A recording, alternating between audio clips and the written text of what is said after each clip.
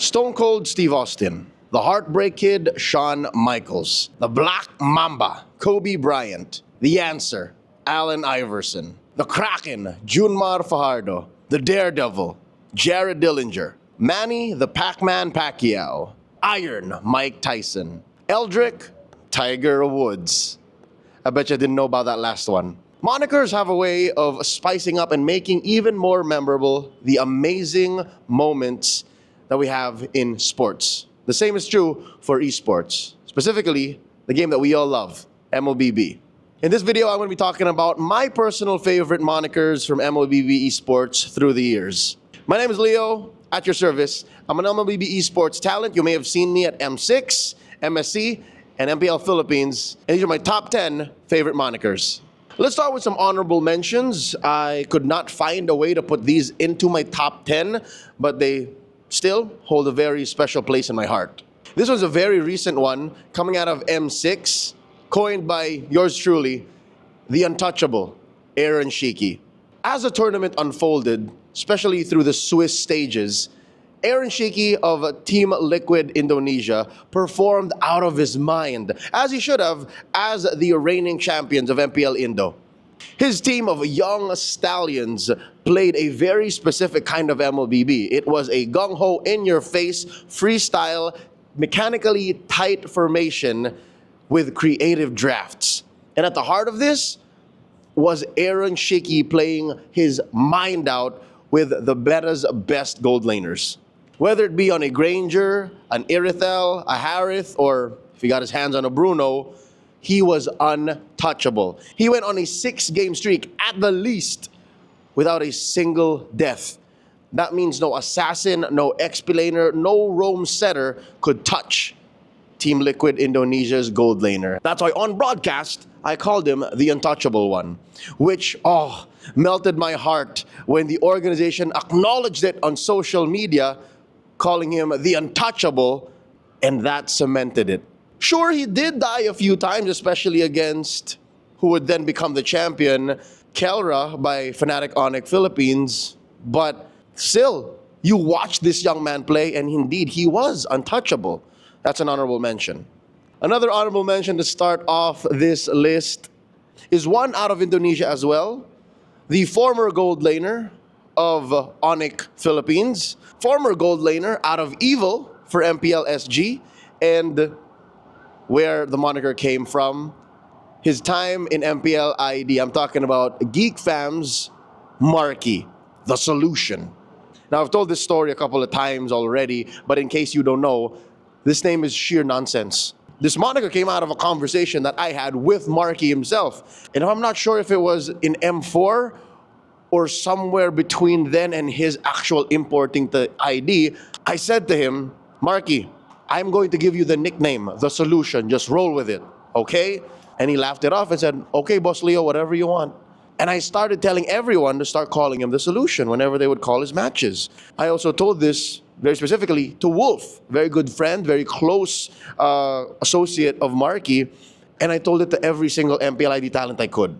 Lo and behold, in their Hail Mary run towards qualifying for the next big international event, Geek Fam were always up against the ropes. They would always find themselves at the cusp of losing, and every single time they would sub in Markyyy, Chadero would sit out when they were facing the biggest problem any team could, sheer danger of elimination.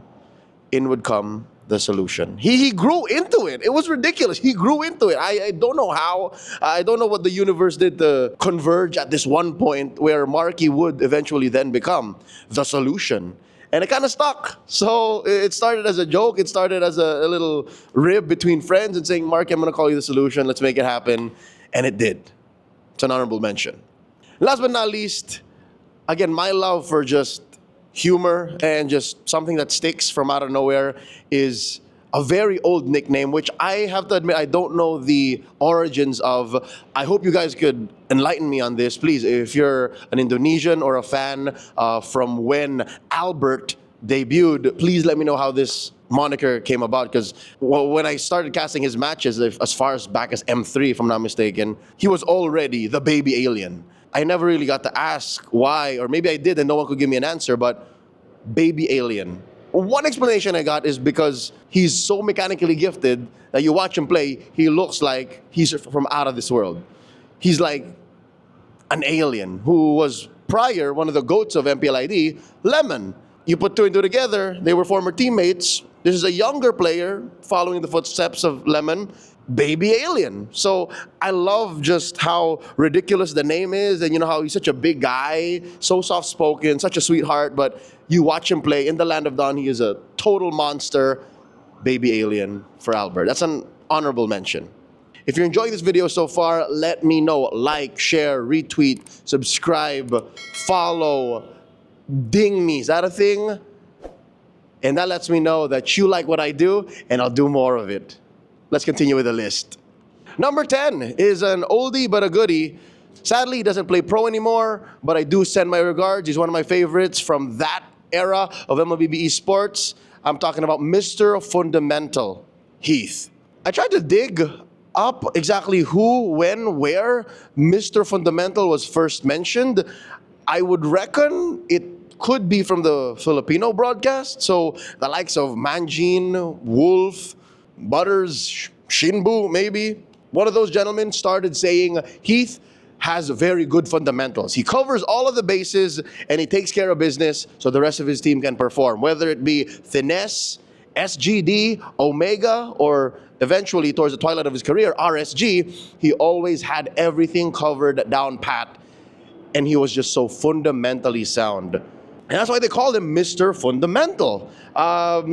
If you were a fan from that era, you would always know that the roam would be a lockdown role. Regardless of what the meta looked like, Heath had an answer for everything. You need him to play a Cho, a Kufra, a Minotaur, a Grok, an Atlas, a Diggy. Heath got you covered because he's Mr. Fundamental. That's my 10th best moniker. Number 9, I might be cheating by naming 2, but it's for the same player, so it's my list. What are you gonna do about it? It's the Filipino Savage and the Gold Standard, Kelra. These two nicknames came to prominence at about the same time, and they followed each other. The first of them would be the Filipino Savage. I first coined it in Season 9 in the wake of his and Oheb's rivalry, which was just about to hit a fever pitch. Because Oheb, if you don't know, is called the Filipino Sniper. Spoiler alert, not anywhere on this list. But I said, you can't just keep jabbing at who's the real Filipino sniper anymore. So I said, hey, Kelra is so consistent at scoring savages, which he still does to this day. Why don't you just call him the Filipino Savage? You watch his gameplay, even if he doesn't score a savage, like an actual 5-man kill, he still just bullies whoever he's laning with. That's pretty savage, son. And if you know, early in Kelra's career, when he was much younger, a little more foolish, a little more mischievous, you know what that means. You know how it describes him very well. Now he's a grown man, developed so much under the Onyx PH banner. It now just only talks about his game, but that's how the Filipino Savage came about. And that was about Season 9, Season 10. And then from that point, Kelra wasn't winning as much. Not anymore.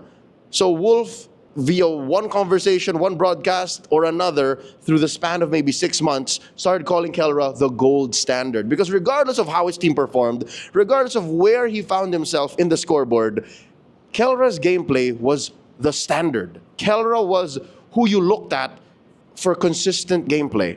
And that's the baseline for the gold standard. And everyone acknowledged that. Even if his team was a first round exit at the playoffs, even if they were winning this week, losing the next, back and forth over and over again, you watch Kelra's gameplay, the other roles might suffer, but his gold laning has always just been pristine. He is the gold standard. He is the Filipino Savage.